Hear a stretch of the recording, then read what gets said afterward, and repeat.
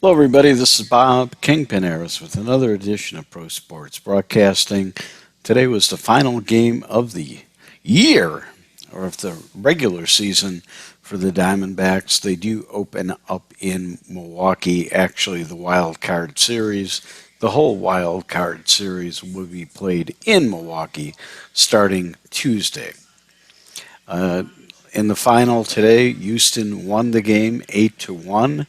Houston has won their division. Diamondbacks have ended their season with 84 wins. Before the game, we had the opportunity of catching up with the manager, Torey Lavello. Anyways, I guess I could start off by making a statement. When you talk about the journey, right, and you're sitting in spring training, and you everybody's 0-0, you have great hopes and great aspirations, and you're trying to get a feel for your team, and you try to get a feel for the synergy, the continuity, and how it's going to take shape and how you're going to push forward each and every day.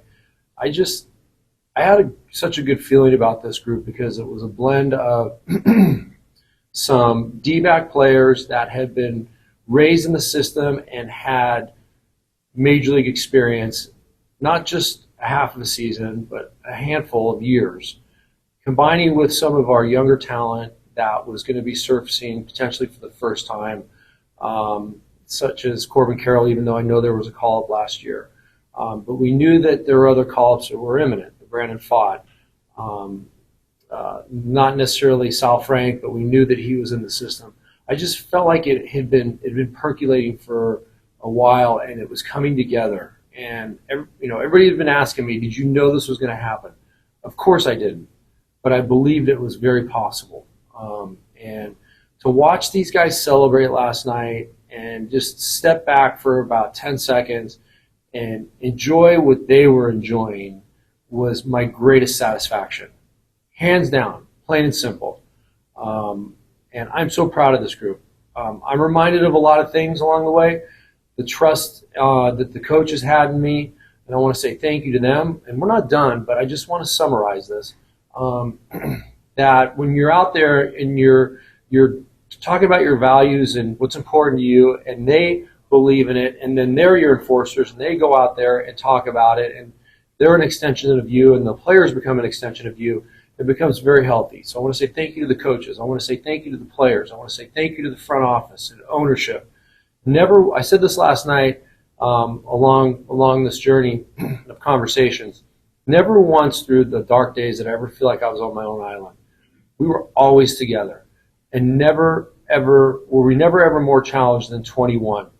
And when you come out the other side and you watch this group go out there and do what they did to get into the wild card, it is pure elation and just a body flush of emotion. And it was a great day. And I'm proud every single day to be a D-back, but last night was even more special. When you look at the way the playoffs shaped out, the top three teams payroll-wise are not going. Mm-hmm. The two guys who are 21st are. Mm-hmm. The best two teams in the American League are at the bottom, and they're going. Yeah. What does it tell you about the direction right now about the way teams are built in Major League Baseball and what you have to do to basically get to this point? Yeah. There's definitely a different script for each organization. We know what ours is. I can't necessarily speak of the others. I know I can speculate as to what those huge payroll teams are doing every single day. I'm imagining that they're working hard to build from underneath, maybe get some things from the top as free agents, and then they meet in the middle, and then you've got a really good organization. Sometimes it just doesn't mesh. It just doesn't work. And I'm not in the clubhouses to say what's right or wrong, but I do know our model works, and the Rays are a perfect example of that. The Orioles, the Oakland Athletics have done it for years. So we knew that we had potential to do something like this, get in the payroll level that you just mentioned. I didn't know we were 21st, but that's what makes it even sweeter. I think our guys embrace that challenge. Our players, our front office, the staff. We've got to win inches, and I've talked about winning inches and and winning those margins. We coach as hard as you can possibly coach. These players play as hard as they possibly can, and we execute on a high level. And I think we do it right. And I say the word, we do it dirty. Like, it's just never easy, and it's just a grind. We love that. And I think, prepares you for where we're trying to get to right now. This team is prepared for close games, and they're prepared to execute at a high level. But I do know there is a different way to do it and capture what you want to capture. You can't tell me it doesn't work, because the Rays have been right there for many, many years. They don't know who you're going to face in the first round, but could you just talk briefly about the Brewers and what it was like playing them and what it was like playing the Phillies this year? Yeah. How do you think it's going to match up? First of all, I feel like we match up with anybody. I feel like we got the starting pitching to match up with anybody. I feel like we got the offensive pieces that, we're not swinging the bat great right now, and I know that happens, and we were identifying the reasons why. But when I feel like we swing the bat right and have the right approach and have those mature at-bats that I was talking about the other day, we're going to match up with anybody. I do want to be respectful of both teams, because I think a lot about both organizations. I think a lot about both managers.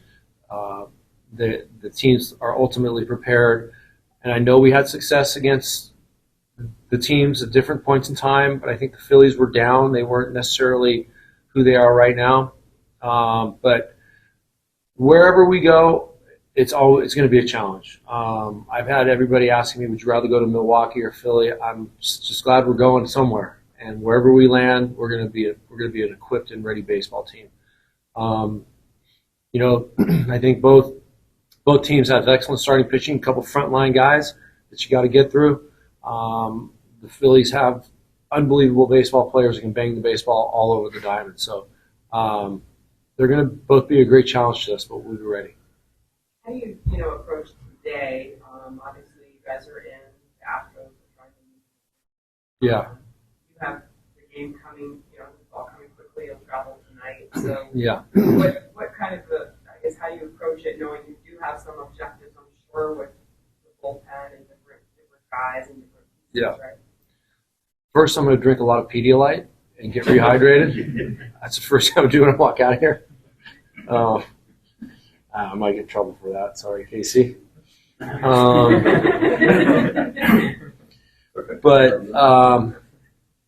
you guys haven't seen the lineup, or have you? I'm not sure. I'm going to rest several of the regulars. I can't say any more. That's a Major League Baseball rule. And I want to get guys playing time, get them on their feet, get them some at-bats, get 4 at-bats. We've had a lot of understudies, a lot of bench players that haven't had a lot of time lately, so I want to get their timing right, and just push the guys out there and make sure they're ready to compete on Tuesday. So what is that menu? We're not sure. We talked a little bit about it last night, but everything was abbreviated. We'll continue to talk about it today. We have some pitchers that need a little bit of work. We've got to make sure we have coverage. And, ultimately we have to be respectful of the opponents that are competing with the Astros, right? The Astros are trying to win a division. So we have to be situationally aware. So we will put out the best team. We are trying to win this baseball game, but I want some of these understudies to get some time and get some reps. How much do you, how different could your playoff roster look from the current? Yeah, we started to talk about that late last night. It's going to look very similar. There's a couple of pieces that we're thinking about making adjustments with, but nothing's been finalized as of yet. Whether you want more pitching, well, you can only have a certain amount of pitchers. I think you can have 13 max. Do you want an extra position player? Do you want somebody who can steal some bases? Do you want somebody to bang the baseball? We're going over that, and one team has a lot of left-handed batters. The other team doesn't have a lot of left-handed batters. So we're trying to figure that out too. So it will look very similar with maybe 1 or 2 moving parts. Sebi is not eligible. Yeah, Sebi is not available to us. He's picked up on waivers after the deadline. I don't know, when is that date? September 1. So he joined us after September 1. Glad we got him into the fold. He got behind the plate. He and Hosey got behind the plate while Gabby was still coming back. And he's just been a great influence for our catching program. But unfortunately, he cannot be carried because of the Major League Baseball rules. So he will not be on the roster. What about Pollard? We're discussing all that right now. He's eligible? Yeah, I think if you're in the organization in the minor leagues, you were eligible. Yeah. I mean, you go with it. Gosh, he wasn't. No, he wasn't. I think he was purchased. Because when you took Ahmed off the 40-man, We put him on. That Yeah, was in September. yeah, correct. He's in the organization. Yeah, he's in the org, so he's eligible. Yeah. You go with the traditional starter for game one, or would it be an opener type situation? I'm not Yeah, sure right, yet. I'm not sure yet. We're going to try and win the baseball game and match it up the best way we can. So I'll get you guys a rotation. We're gonna finalize all that in the next 24 hours. Probably in the next 12 hours, we'll have all those answers. Well, I think we'll have to because I don't know the playoff roster has to be set, but we got to get moving on that. Corey, does the recent bullpen performance being quite good, does that give you guys a little confidence boost going into a situation like this? Yeah, I think we get a little bit of flexibility if we do decide to go with 14 position players, knowing how locked down that bullpen has been.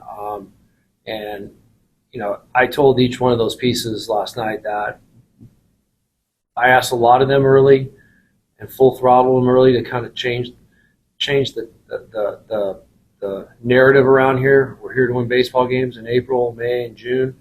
And then there's some new additions, and thank them for kind of resurrecting this bullpen. Without that group, 1 through 8 or 9, however many there are today or tomorrow, we would not be where we are without that group.